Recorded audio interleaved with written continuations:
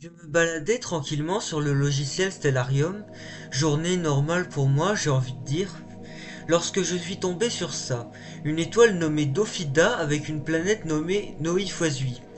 Sur le coup, ça m'a clairement perturbé vu que d'habitude les exoplanètes ont des noms absolument imprononçables comme ce genre de truc. Et c'est là qu'en faisant quelques recherches, j'ai découvert qu'il existe des exoplanètes qui ont effectivement des noms, des vrais eux. Et c'est là que j'ai remarqué que la nomenclature des exoplanètes est en vérité bien plus compliquée que ça en a l'air et que les exceptions ne manquent pas. J'ai donc décidé d'en faire une vidéo sur ce sujet.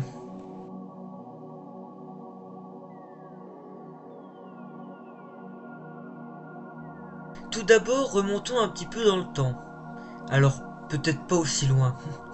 Durant l'Antiquité gréco-romaine, ceux qui observaient le ciel se sont posé des questions sur les astres qu'elles voyaient, et pour les désigner, des noms issus de la mythologie furent donnés. Cette logique a continué de s'appliquer pour les planètes découvertes après l'Antiquité comme Uranus ou Neptune, ainsi que d'autres corps célestes.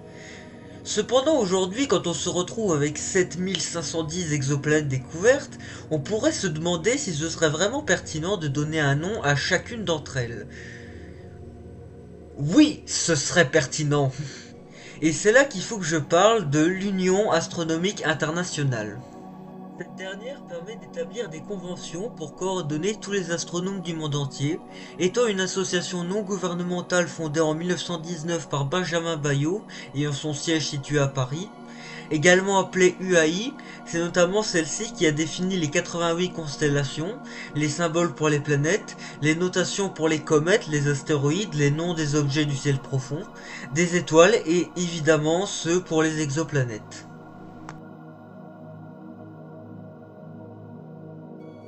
Avant de parler des noms usuels qui ont été donnés, on va d'abord parler de comment nomme-t-on les exoplanètes de manière scientifique.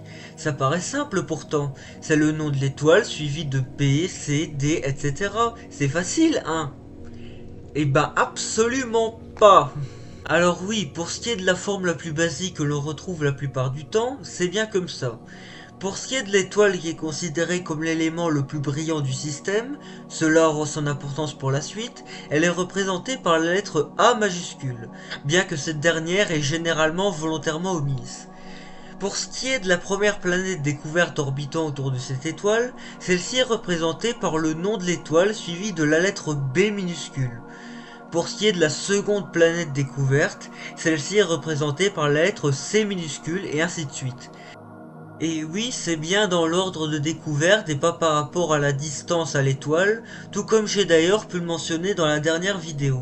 Ah oui, et comme vous le voyez sur l'image, une potentielle deuxième planète encore non confirmée aurait aussi été découverte, K218c, mais vu qu'on l'a découvert après, bien qu'elle soit plus proche de son étoile que K218b, celle-ci possède quand même la lettre C. Mais cela ne concerne uniquement les étoiles uniques dites de système simple, en effet car plus de 50% des étoiles ont décidé de se chercher un colocataire spatial et font en vérité partie de systèmes multiples, c'est-à-dire comprenant plusieurs étoiles. Et d'un coup ça complique énormément plus la tâche car comment nommer les exoplanètes si elles orbitent autour de deux étoiles appelées systèmes circumbinaires? Comme je l'ai dit précédemment, la lettre A est attribuée à l'astre le plus brillant du système. Ici, cela a toute son importance car la lettre A majuscule est alors attribuée à l'étoile la plus brillante. La seconde étoile la plus brillante du système a alors la lettre B majuscule qui est attribuée, tout comme ce que l'on retrouve avec le système Gliese 86. L'étoile la plus brillante étant Gliese 86 AA, la seconde étoile moins brillante étant Gliese 86 BA. Cependant, le A minuscule symbolisant l'étoile étant donc, comme pour tout à l'heure, est généralement absent. Ainsi, s'il y aurait des exoplanètes qui orbiteraient autour de l'étoile Gliese 86b, elles seront donc notées d'une lettre minuscule pour former ainsi Gliese 86bb. Et pour ce qui est de l'étoile la plus brillante, Gliese 86a, la lettre A majuscule peut être également omise pour les noms d'exoplanètes. Ainsi, Gliese 86ab s'écrit communément Gliese 86b, avec le B minuscule, donc à ne surtout pas confondre avec le nom de les secondes étoiles. Cependant, cela ne fonctionne que lorsque les exoplanètes sont en orbite d'uniquement une seule des deux étoiles. Maintenant, comment on fait si celle-ci orbite autour de deux étoiles simultanément? C'est ainsi qu'une proposition fut faite en 2010 et qui est depuis approuvée par l'EAI. La règle qu'on a vue juste avant pour les étoiles est conservée. Cependant, celles-ci sont alors considérées comme une seule entité notée AB, tout comme ce qu'on le retrouve avec le système Kepler-16. Les deux étoiles orbitant extrêmement proches l'une de l'autre, faisant alors une révolution autour de leur centre de gravité commun, le barycentre, en 41 jours. Donc c'est évident qu'avec ça, des planètes vont pas orbiter autour d'une seule étoile individuellement. Les orbites seraient bien trop instables. Ainsi, la planète orbitant autour de Kepler-16a et b est ainsi nommée Kepler-16ab-b, sachant que certaines personnes mettent un tiret bien que ce ne soit pas compris dans la règle de nomenclature de l'UAI.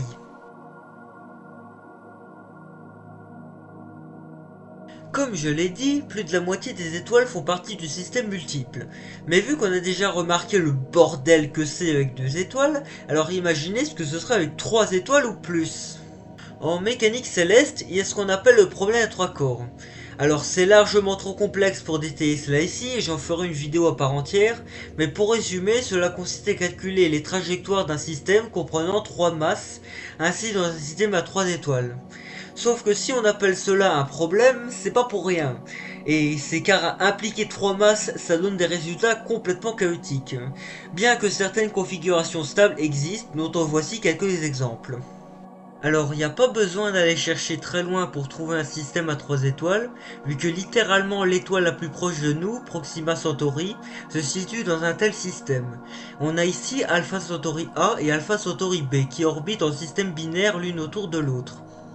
Ainsi que Alpha Centauri C, plus communément appelée donc Proxima Centauri, qui est une étoile naine rouge orbitant autour de Alpha Centauri A et B. C'est là qu'on voit qu'il n'y a pas vraiment de règle de nomenclature qui est appliquée pour un système à trois corps, vu que Alpha Centauri C devrait ici théoriquement s'appeler Alpha Centauri AB-CA, vu qu'étant l'objet le plus brillant du système Proxima, qui orbite autour du système Alpha Centauri AB. Et donc, Proxima B, l'exoplanète la plus proche de nous, devrait s'appeler Alpha Centauri CB, ou bien en appliquant la nomenclature du système circumbinaire, Alpha Centauri AB-CB. Pour bien comprendre qui orbite autour de quoi, bien que ceci ne soit pas confirmé par l'UAI.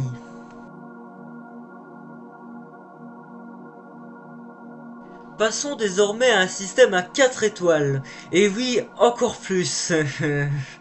Il va falloir vous accrocher car celui-là, même en écrivant le script, ça a été compliqué pour moi de le comprendre. Il s'agit du système Kepler-64, également appelé système PH1. Dans ce système, on a donc un premier système binaire A, composé des deux étoiles notées PH1AA et PH1AB, dont le système est noté PH1A, et d'un second système binaire B, composé des deux étoiles notées PH1BA et PH1BB, dont le système est noté PH1B. Ces deux systèmes orbitent l'un autour de l'autre, devant ainsi normalement ensemble s'appeler PH1AB, mais communément juste appelé PH1. Comme on le voit ici, la majuscule a été portée sur le système circumbinaire et non pas sur l'étoile qui ainsi s'est vue attribuer la minuscule dédiée auparavant à la planète.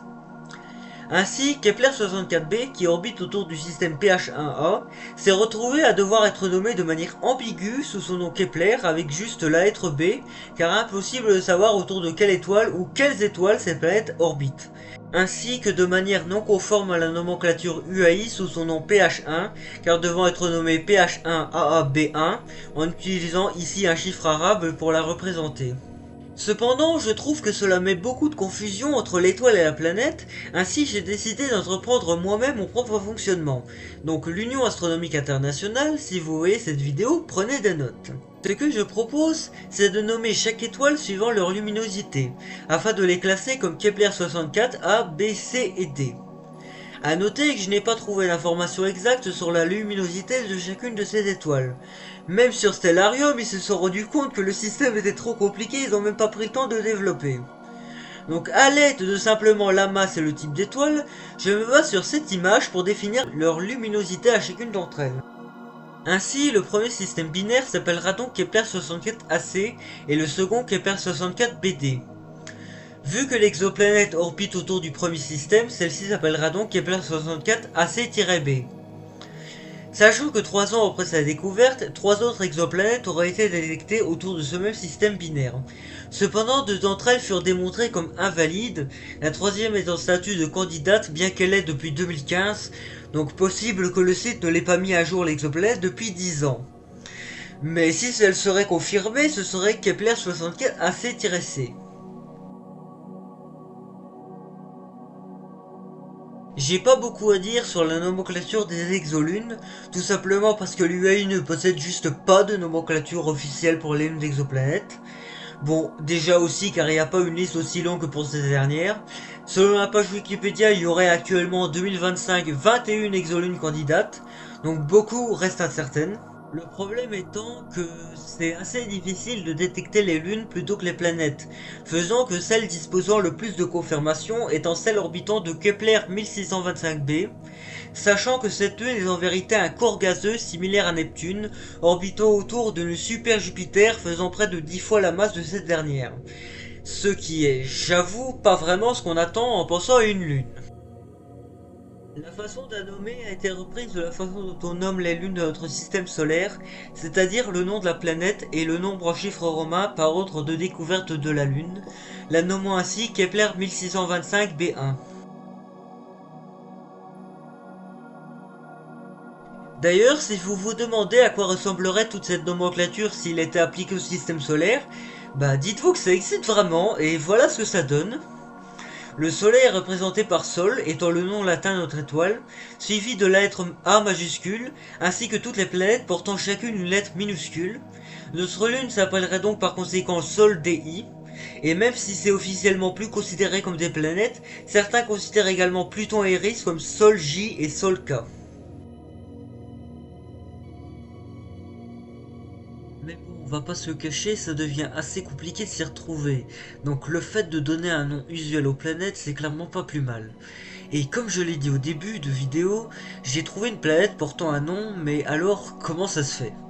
C'est là qu'il faut que je vous parle de Name ExoWorlds, qui sont plusieurs projets organisés respectivement en 2015, 2019 et 2022 par l'UAI, dans le but de nommer les étoiles extrasolaires et exoplanètes.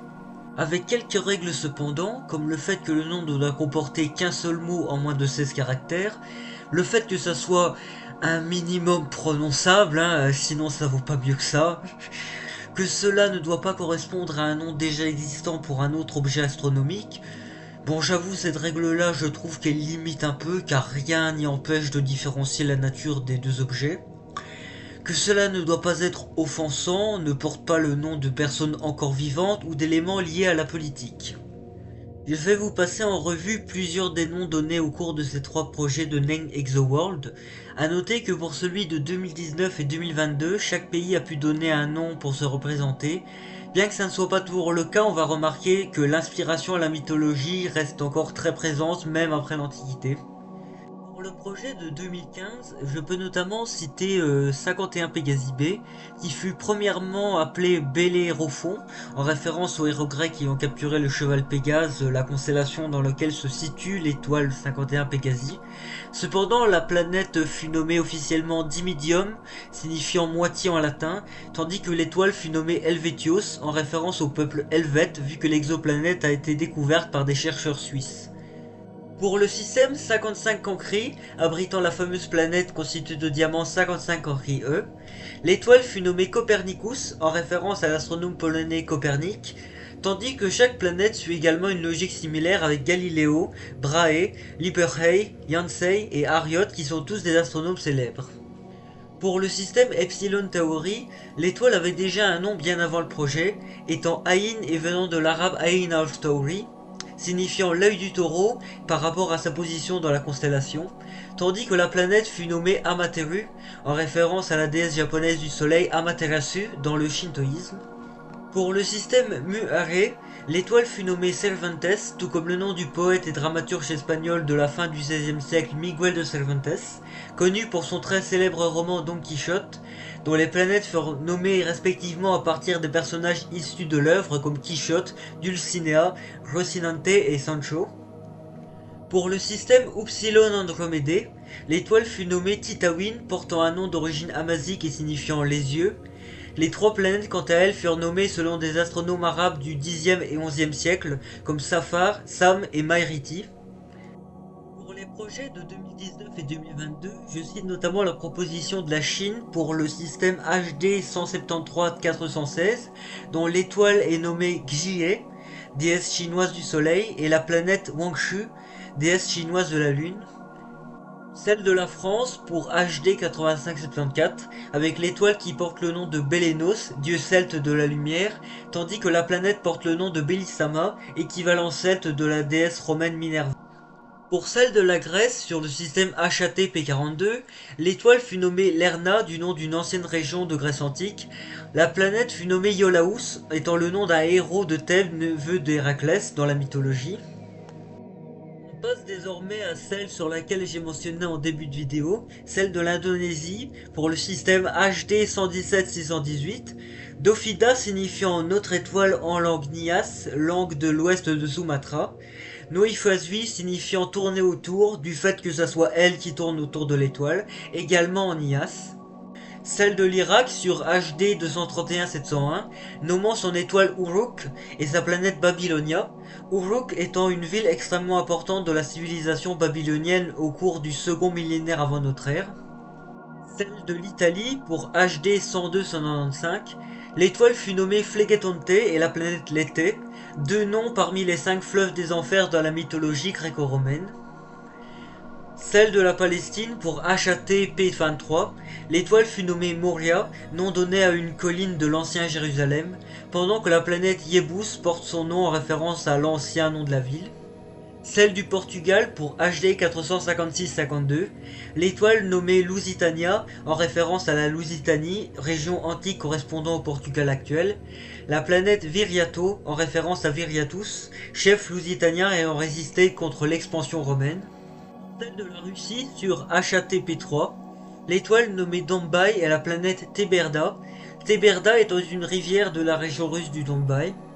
Enfin celle des États-Unis pour HD 171-56. L'étoile et la planète portent respectivement le nom de Nushagak et Mulchatna, 2 fleuves de l'Alaska. Il y en a encore plein d'autres, mais j'avoue que je vais pas commencer à tous les citer ici, donc si vous voulez en découvrir davantage, je mets la liste complète en description. Sachant que selon l'UAI, si c'est vous qui découvrez une planète, vous pouvez officiellement la nommer vous-même. Donc vous savez ce qu'il vous reste à faire maintenant. Mais bon, ça s'annonce compliqué, donc si vous voulez nommer des exoplanètes et faire votre liste, pas besoin que ce soit officiel. D'ailleurs, j'attends vos idées de noms en commentaire. Alors, j'écris ceci un peu après tout le reste, car pendant ce temps, je suis tombé sur quelque chose. Et je ne pouvais pas ne pas le mentionner.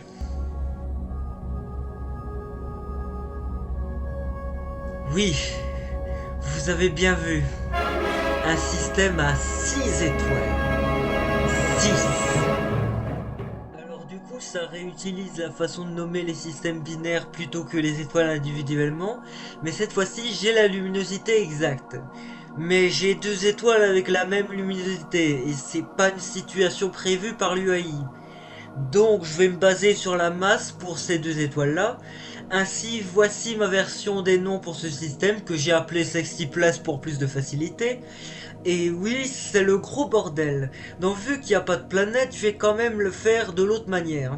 Le système 7037-89-1 est constitué de 3 systèmes binaires, orbitant tous autour d'un barycentre commun. Les étoiles du système A et C orbitent l'une autour de l'autre en 1,3 jours et 1,6 jours.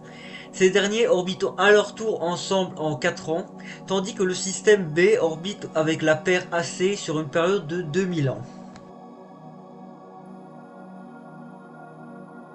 Et voilà, c'est tout pour cette vidéo. Elle m'a demandé beaucoup plus de travail que pour la dernière et je compte encore améliorer pour la suite. J'espère que cela vous a plu et n'hésitez pas à vous abonner si l'espace et les sciences vous intéressent. A plus!